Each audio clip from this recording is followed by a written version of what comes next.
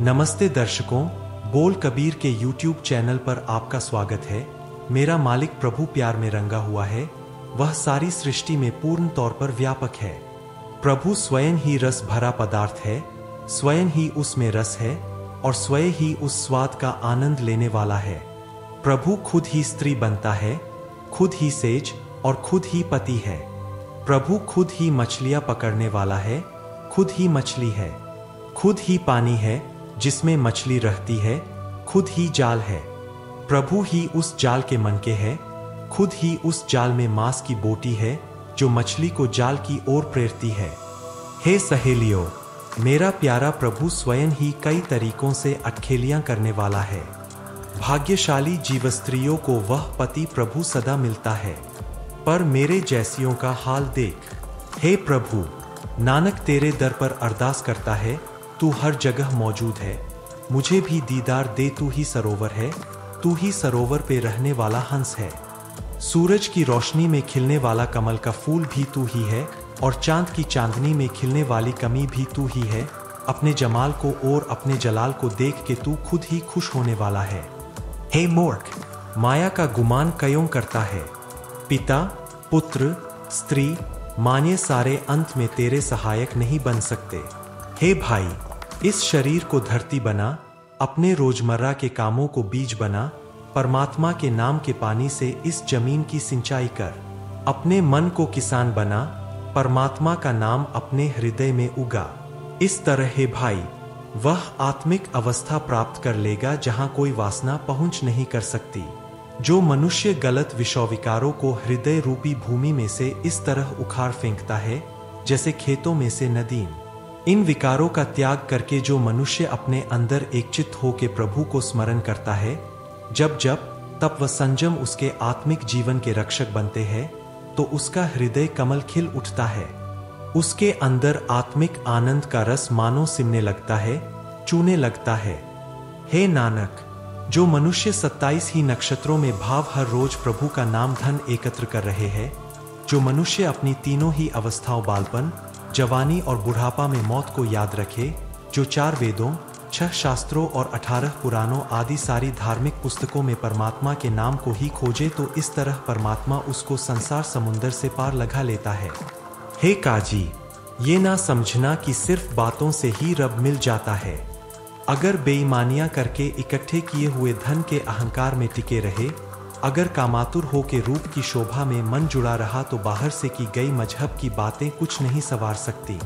इस तरह मानव जन्म बेकार चला जाता है। हे काजी, अपने रोजमर्रा के हरेक कर्म को जमीन बना, इस कर्म भूमि में गुरु के शब्द का बीज डाल।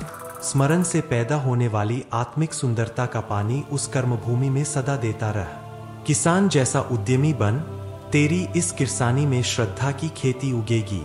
हे मूर्ख, सिर्फ इस तरीके से समझ आएगी कि बहिश्त क्या है और दोजक क्या। जब तक शरीर के अंदर विकारों का कीचड़ है और ये मन उस कीचड़ में मेंढक बन के रहता है, कीचड़ में उगे हुए कमल के फूल की कद्र इस मेंढक मन को नहीं पड़ सकती। हृदय में बसते प्रभु की सूझ नहीं आ सकती।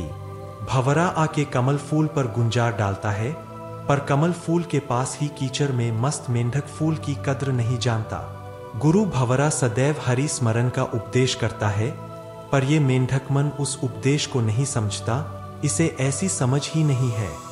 हे काजी, जब तक ये मन माया के रंग में ही रंगा हुआ है, मजहबी किताब के मसले सुनने सुनाने बेअसर है।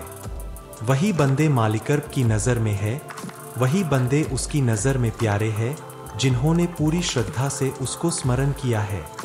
हे काजी, तू 30 रोजे गिन के रखता है, 5 नमाजों को साथी बनाता है, पर ये सब कुछ दिखावे के लिए करता है, ताकि शायद इस तरीके से लोग मुझे अच्छा मुसलमान कहने लग जाए।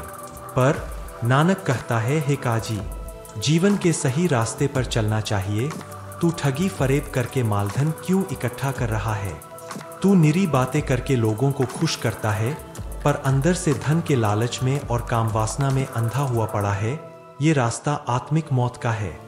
हे मुल्ला, मौत का डर हरेक के सिर पर है, इस वास्ते रब से ही डरना चाहिए। रब के डर में रहना ही फपता है, अर्थात रब के डर में रहने से मौत का डर दूर हो सकता है। जिस मालिक ने सारा जगत प्रफुल्लित किया है, जिसने सारे संसार को हरा भरा किया है, जिसने पानी और मिट्टी विरोधी तत्व इकट्ठे करके रख दिए हैं, वह निर्माता धन्य है, उसकी महिमा करो। वही असल मालिक है, मौत का मालिक भी वही है। विरोधी तत्वों वाली खेल आखिर खत्म होनी है और वही खत्म करता है। सिर्फ मजहबी किताबें पढ़ लेने से असली काजी मुल्ला नहीं बन सकते। तभी तू अपने आप को मुल्ला समझ और तभी काजी जब तू रब के नाम के साथ गहरी सांझ पा लेगा और मौत का डर खत्म कर लेगा। नहीं तो चाहे तू कितनी ही मजहबी किताबें पढ़ जाए, मौत फिर भी नहीं टलेगी। जब श्वास पूरे हो जाते हैं, कोई यहाँ रह नहीं सकता।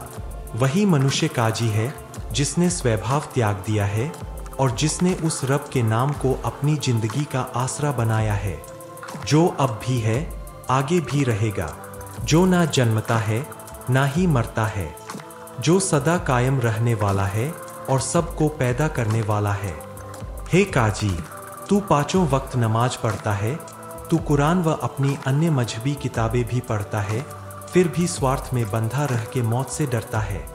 नानक कहता है, हे काजी, जब मौत आवाज देती है तो दाना पानी यही का यही धरा धराया रह जाता है। सो मौत के डर से बचने के लिए रब के डर में टिका रह। हे करतार, मैं सहेसियों वाले रूप में रहता हूँ। मेरे साथ एक कुत्ता लोभ है, दो कुत्तियां आशा और तृष्णा है।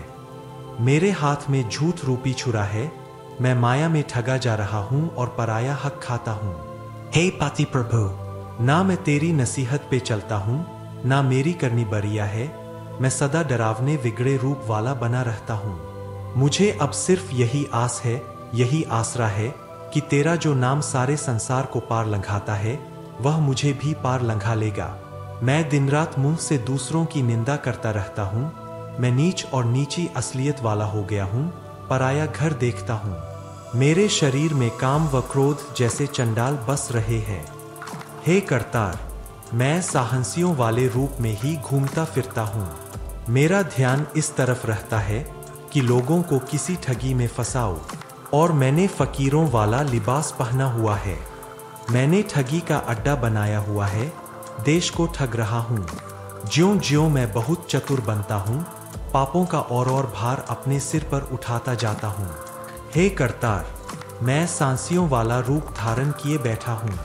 हे करतार, मैंने तेरी दातों की कद्र नहीं जानी, मैं पराया हक खाता हूँ।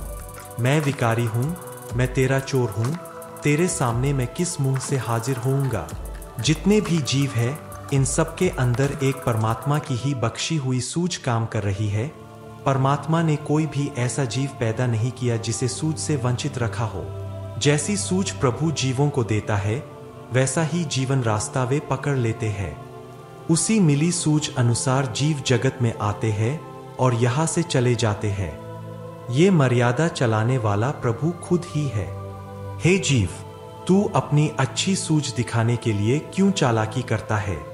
वह परमात्मा ही जीवों को सूझ देता है और ले भी लेता है। रत्ती मात्र भी समय नहीं लगाता। सारे जीव तेरे पैदा किए हुए हैं। सभी जीवों का तू ही पति है। अगर जीव तुझसे मिली सूझ अक्ल का गुमान भी करे, फिर भी तू गुस्से में नहीं आता, क्योंकि आखिर ये जीव तेरे ही है। अगर तू गुस्से में भी आए तो किस पे आए? तू उनका मालिक है, वो सारे तेरे ही बनाए हुए हैं। हे प्रभु, हम जीव बरबोले हैं, तुझसे मिली सूझ अकल पर मान करके अनेक बार फीके बोल बोल देते हैं, पर तू हमारे कुबोलों को मेहर की निगाह से परखता है। गुरु के द्वारा बताए रास्ते पर चल के जिस मनुष्य के अंदर ऊंचा आचरण बन जाता है, उसकी सोच समझ भी गंभीर हो जाती है और वह बरबोला नहीं बनता। ऊंचे आचरण के बगैर आदमी की सूझबूझ भी नीची ही रहती है। नानक विनती करता है, असल ज्ञानवान मनुष्य वह है जो अपने असल को पहचानता है, जो उस परमात्मा को ही अक्लदाता समझता है, जो गुरु की मेहर से अपनी चतुराई छोड़ के बुद्धिदाता प्रभु के गुणों का विचार करता है। ऐसा ज्ञानवान मनुष्य प्रभु की हजूरी में स्वीकार हो जाता है। हे प्रभु, तू एक दरिया के समान है, मैं तेरे में रहने वाली एक छोटी सी मछली हूँ। मैं तेरा आखिरी छोर नहीं ढूंढ सकती। मेरी हालत तू ही जानता है, तू ही नित्य देखता है। मैं मछली और दरिया में जहां देखती हूं उधर तू दरिया ही दरिया है। अगर मैं दरिया में से बाहर निकल जाऊं तो उस वक्त तड़फ के मर जाती हूं, मेरा जीवन तेरे ही आश्रय है। हे दरिया रूपी प्रभु, तुझसे विछोड़ने वाले ना मुझे माछी की समझ है, ना ही एस के जाल की, उनसे बचना मेरे बस की बात नहीं। तुझसे बिछोड़ने के वास्ते जब मुझे कोई आत्मिक दुख व्यापता है तो मैं तुझे याद करती हूँ। हे प्रभु, तू इस जगत में हर जगह मौजूद है। मैंने तुझे कहीं दूर बसा हुआ समझा हुआ है। असलियत यह है कि जो कुछ मैं करता हूँ वह तेरी हजूरी में ही कर रहा हूँ। तू सब कुछ देखता है, फिर भी मैं अपने किए काम से मुकर जाता हूँ। मैं ना उस काम में लगता हूँ जो तुझे स्वीकार हो, ना ही मैं तेरे नाम में जुड़ता हूँ। हे प्रभु, जो कुछ तू मुझे देता है मैं वही खाता हूँ। कोई और दरवाज़ा नहीं है जहाँ मैं जाऊँ और सवाली बनूँ। नानक सिर्फ इतनी विनती करता है कि ये जीवात्मा तेरी ही दी हुई है, ये शरीर भी तेरा ही दिया हुआ है, ये सब कुछ तेरे ही आश्रय रह सकता है। प्रभु खुद ही हर एक जीव के नज़दीक है, खुद ही दूर भी है, खुद ही सारे जगत में मौजूद है। प्रभु खुद ही हर एक जीव की संभाल करता है, खुद ही हर एक की अर्ज़ोई सुनता है, खुद ही अपनी कुदरत से सत्ता से जगत को पैदा करता है। हे नानक, जो हुक्म उसको ठीक लगता है वही हर एक जीव को स्वीकार करना पड़ता है। अगर आपको हमारा वीडियो पसंद आया है तो इसे जरूर लाइक करें और हमसे जुड़ने के लिए बोल कबीर के YouTube चैनल को सब्सक्राइब करें। धन्यवाद।